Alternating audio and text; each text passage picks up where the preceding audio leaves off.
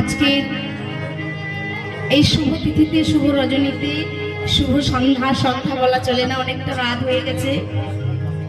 তা আপনারা কমিটির বাবা ঠাকুরেরা লীলা কীর্তনের আয়োজন করেছেন। তা সেই লীলা কীর্তনের প্রারম্ভে আপনাদের সবাকার রাতুল রাঙাচরণে জানালাম কীর্তন জগতের কনিষ্ঠতম কীর্তনিয়া হয়ে আমি এবং আমার সম্প্রদায়ের তরফ থেকে কোটি কোটি দণ্ডবোধ প্রণাম।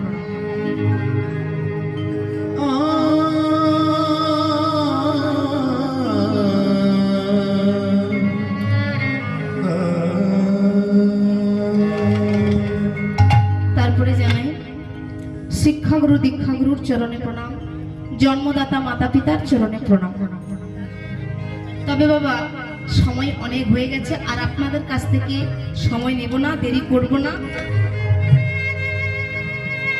দেখতেই পাচ্ছেন অত্যন্ত অল্প বয়সে আপনাদের চরণতলে এসে পড়েছি। পরিবেশনের মধ্যে অনেক ভুল ত্রুটি হবে, আপনারা নিজ বাড়ির কন্যার সমজ্ঞান করে সেই ভুল ত্রুটিকে ক্ষমার দৃষ্টিতে দেখবেন। যে অনাদির আদি সর্বকারণের কারণ ঈশ্বর পরম কৃষ্ণ সচ্চিৎ আনন্দ বিগ্রহ অনাদি আদি গোবিন্দ সর্বকারণ কারণ। সেই ভগবানের কথা, যার গুণের কথা, লীলার কথা, মহিমার কথা কেউ কোনোদিন বলে কিংবা বর্ণনা করে শেষ করতে পারে না। সেই ভগবান পুণ্যময়, যার কথা শ্রবণে, যার নাম শ্রবণে জীবের পাপ দূরীভূত হয়ে যায়, যাকে একবার স্মরণ করলে ভব ভয় দূরীভূত হয়ে যায়, সেই ভগবানের কথা কি করে আপনাদের সম্মুখে, আপনাদের মতো এত বয়স্ক ভক্তদের সম্মুখে আমি ব্যক্ত করব, সে ক্ষমতা আমার নাই। তবে আজকে আপনাদের চরণধুলির আশীর্বাদ নিয়ে, কৃপাকে পাথেয় করে আমরা এক ভক্তের জীবনী, চৈতন্য চরিতামৃত কৃষ্ণদাস কবিরাজ গোস্বামীর আদর্শে লিখিত সেই একজন ভক্ত, এমন ভক্ত যে স্বয়ং ভগবান। আমরা ভগবানকে কত ডাকি, ভগবানের জন্য থালা সাজাই, ভগবানের জন্য সুন্দর করে রাজপ্রসাদ তৈরি করে কত ফল মূল মিষ্টান্ন ভগবানের সম্মুখে রেখে বলি, প্রভু তুমি এসো।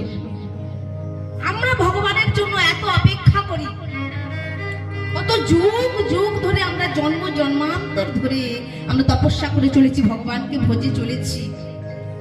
কিন্তু এমন একজন ভক্ত আজকে আমরা জানার আদর্শ, জানার চরিতামৃত আমরা আস্বাদন করব। যে ভক্ত এমনই, যে ভক্তের জন্য স্বয়ং ভগবানও পর্যন্ত অপেক্ষা করেছিলেন।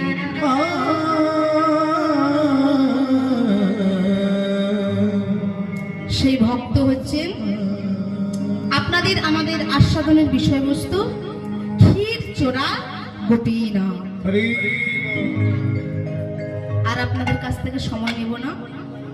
সব থেকে বড় কথা, আমরা যে লীলা আস্বাদন করব সেটা হচ্ছে ভক্তি দেবীকে আশ্রয় করে আমরা লীলা আস্বাদন করব। এই যে বাবা, আপনি অনেক রাত ঐশ্বর্য দিয়ে সাড়ম্বরে কালী পুজোর বাজার করে বাড়িতে কালী পুজোর আয়োজন করেছেন। আপনার মধ্যে যদি ভক্তি না থাকে, মা কালী আপনার প্রতি সন্তুষ্ট হবে বাবা? শ্রী রামের পুজোর আয়োজন করেছেন, কিন্তু আপনার মধ্যে যদি ভক্তি না থাকে, প্রভু রামচন্দ্র কিন্তু খুশি হবেন না। মনে করুন একটা সংখ্যা, তাই তো বাবা? তা সেই একের পেছনে যদি একটা শূন্য দেওয়া যায়, তাহলে কত হয়? তার পেছনে আরেকটা শূন্য দিলে, আরেকটা শূন্য দিলে, আরেকটা শূন্য দিলে, আরেকটা শূন্য দিলে, বেশ বেশ বলিহারি। দেখেছেন, একের পেছনে আপনি যত শূন্যই দিয়ে যান যাবেন সংখ্যার ভ্যালুয়েশন, সংখ্যার মান তত বেড়ে যাবে। কিন্তু হঠাৎ করে যদি একটা আপনি সরিয়ে নেন, একটা যদি আপনি কেটে নেন, শূন্য শূন্যই হয়ে পড়ে থাকবে, শূন্যর কোনো মূল্য রবে না। ঠিক তদ্রুপ এক হচ্ছে বাবা ভক্তি। আমাদের সবার জীবনে যেটা প্রথমেই দরকার, সবার জীবনের অগ্রাধিকার, সেটা হচ্ছে ভক্তি।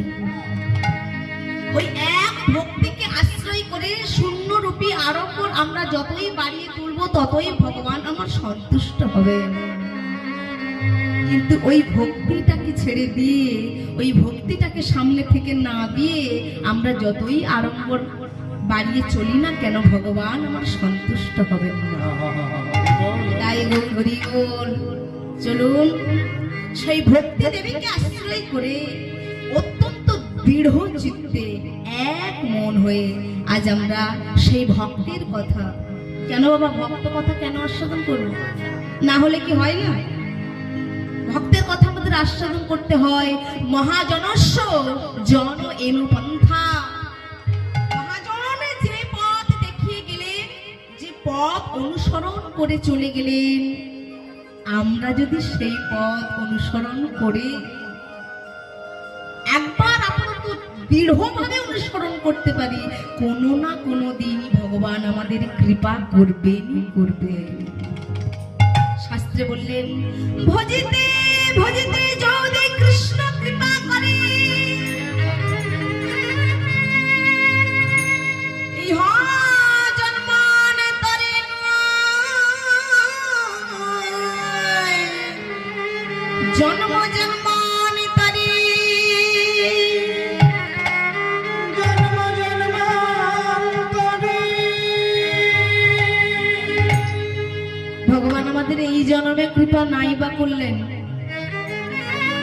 এর পরের জন্মে কৃপা নাই বা করলেন, তার পরের জন্মে কৃপা নাই বা করলেন। এই যে আমরা ঠান্ডাকে উপেক্ষা করে তার কাছে সংসারকে ত্যাগ করে, সংসারকে জলাঞ্জলি দিয়ে, জানেন মায়েরা, মায়েরা আমরা সারাদিন সংসারের কাজ করে সন্ধ্যাবেলায় একটু টিভির সামনে বসি, আবার মায়েদেরও সুন্দর সুন্দর প্রিয় প্রিয় সিরিয়ালগুলো শুরু হয়ে গেছে। বাড়িতে বড় বড় টিভি, বড় বড় খাট, পালঙ্ক, লেপ, বিছানা ছেড়ে দিয়ে সে তার কাছে এসেছি। আমরা কি কৃপা পাবো না বাবা?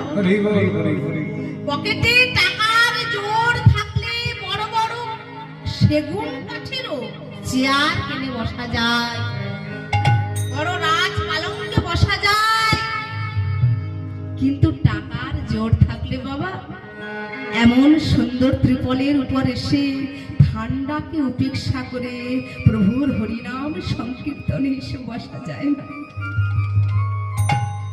চলুন আর দেরি করব না, আমরা সেই ভক্তের জীবন সবাই মিলে এক মন হয়ে দৃঢ় চিত্তাস্বাদন করব। মাধবেন্দ্র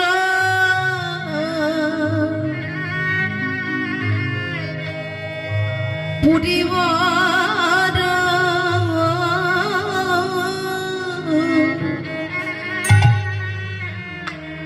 শিষ্যবর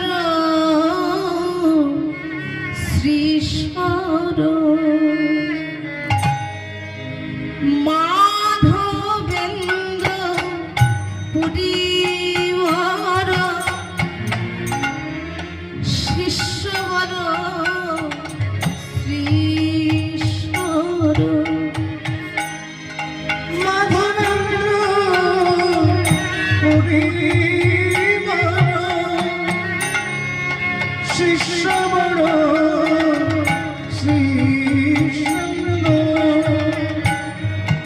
নিত্যানন্দ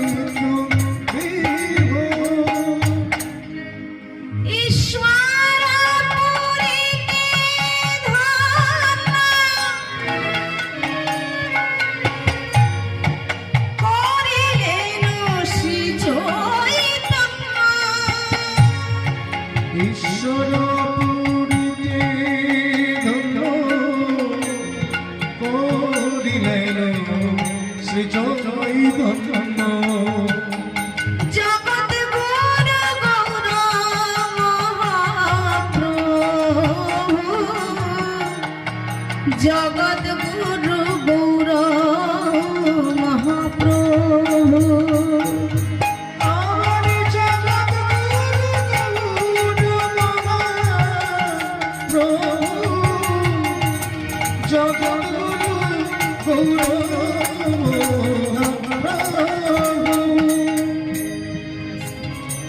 তার আগে বলে রাখি বাবা, এই জগতে কৃষ্ণ কথা বলার মানুষ বড় খুব পাওয়া যায় বাবা। এই যে বলছি, এই জায়গায় দাঁড়িয়ে বলছি, অনেক মানুষ পাবেন, কিন্তু ওই কৃষ্ণ কথা, হরি কথা সুন্দর করে এক মন হয়ে সুদৃঢ় চিত্ত নিয়ে বসে শ্রবণ করার মানুষ বড় দুর্লভ। তাই আমার মনে হচ্ছে যে আপনারা কিন্তু সেই রসেরই ভক্ত। নাচানাচি করে কীর্তন, হাসাহাসি করে কীর্তন অনেক পাবেন, কিন্তু তার নামে একবারে সুদৃঢ় হয়ে তার সেই রস, কীর্তনের রস আস্বাদন করা। এই যে বাবা কীর্তন, এই কীর্তনের মাধ্যম দিয়ে সমাজের সমস্ত মলিনতা, সমস্ত কলুষতা এই কীর্তনের মাধ্যম দিয়ে কিন্তু ধুয়ে মুছে পরিষ্কার করা যেতে পারে। আমি বলছি না বাবা, স্বয়ং রামকৃষ্ণ পরমহংসদেবের একজন শিষ্য ছিলেন, বলুন তো কে? অনেকেই ছিলেন, নাট্যাচার্য গিরিশ ঘোষ, স্বামী ব্রহ্মানন্দ, তার মধ্যে একজন ছিলেন হচ্ছে সবাই জানেন স্বামী বিবেকানন্দ। তা সে বিবেকানন্দ বাবা ওই গুরুদেবের কাছে, গুরুদেবের পাশে বসে আছে, একদিন ভুল করে বলে ফেলেছিলেন যে এই যে কীর্তন, ভগবানের লীলা কীর্তন, পালা কীর্তন যাই বলুন না কেন, কারণ পালা আমাদের দুটো বাবা, একটা শেষ করে ফেলেছি আর একটা বাকি আছে। আসার পালা শেষ করে ফেলেছি আর যাওয়ার পালাটা বাকি আছে। সমস্ত ভগবানের লীলা, ভগবান নররূপে লীলা করেছেন, ভক্তের রূপে সে লীলা করেছেন। ভগবান শ্রীকৃষ্ণের যতক লীলা সর্ব উত্তম নর লীলা, নর বপু তাহার সর, গোপ বেশ বেণুকর নব কৈশোর নটবর, নরলীলা হয় তার অনুরূপ।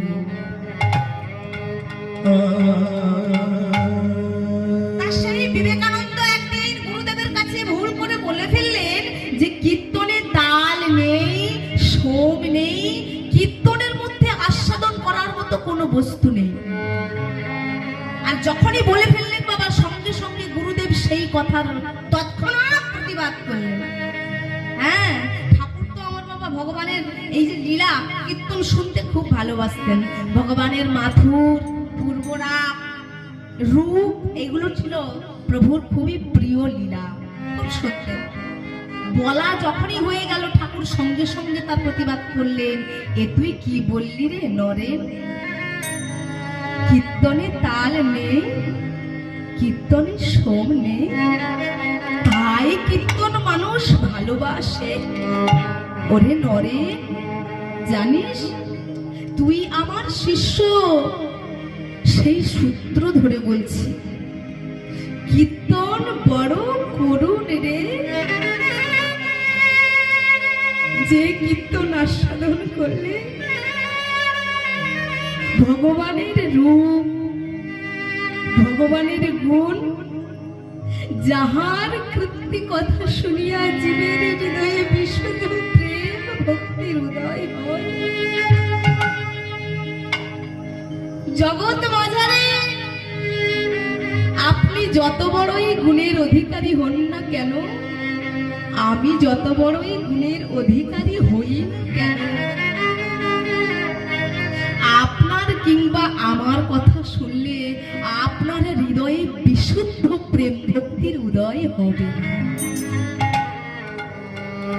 সেই লীলাময়, সেই কৃপাময়, সেই অনাদির আদি গোবিন্দ, একালি ঈশ্বর কৃষ্ণ আর সব ভৃত্য, যারে জয়িছে না চাই সে তৈছে করে।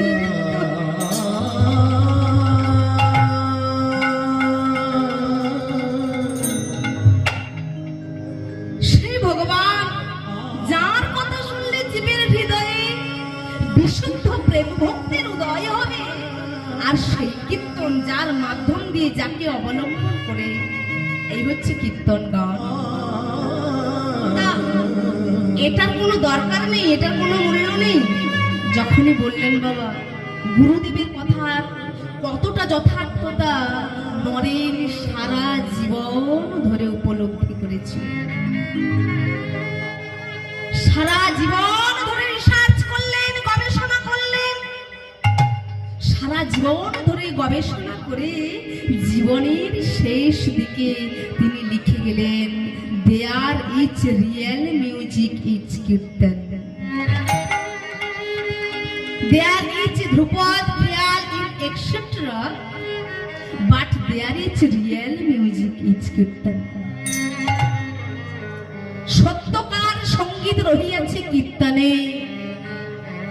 যে ক্লাসিক্যাল মিউজিক এবং কীর্তনের মেলবন্ধন একসঙ্গে করতে পারবে বাবা, তার দ্বারা আদর্শ সঙ্গীত পরিবেশিত হবে। এই হচ্ছে বাবা কীর্তনের কথা। তা সেই মাধবেন্দ্র পুরীপাদ কে ছিলেন? কারণ অহৈতুকী করুণাময় পতিত পাবন গৌরাঙ্গ মহাপ্রভুর শিষ্য গুরুদেব ছিলেন শ্রীপাদ ঈশ্বরপুরী, আর সেই ঈশ্বরপুরীর গুরুদেব ছিলেন এই শ্রীপাদ মাধবেন্দ্র পুরী গুরু। ওমা নিতাই গৌর হরি বল। ভক্তের মিলন দর্শন করে না গেলে ও মা, মা কোনো গানই দিচ্ছে না। এই যে মা বলে ডাকছে, মা কোনো গুরুত্ব নেই। হরি বল হরি বল। এই যে মাধবেন্দ্র পুরী পাদ হলেন ঈশ্বরপুরীর গুরুদেব, যে ঈশ্বরপুরী স্বয়ং চৈতন্য মহাপ্রভুর গুরুদেব ছিলেন। তা সেই ঈশ্বরপুরী তার গুরুদেব শ্রীপাদ মাধবেন্দ্র পুরী তিনি কোথায় ছিলেন? তিনি বাবা সন্ন্যাস গ্রহণ করেছিলেন 52 বৎসর বয়সে। সংসারের সকল পঙ্কিল আবর্তকে দূরে ফেলে দিয়ে সন্ন্যাস গ্রহণান্তর তিনি 52 বৎসর বয়সে কৃত্য প্রবর্যা অবলম্বন পূর্বক ভারতবর্ষের সমস্ত তীর্থস্থানগুলি তিনি পরিভ্রমণ করেছিলেন। ভগবান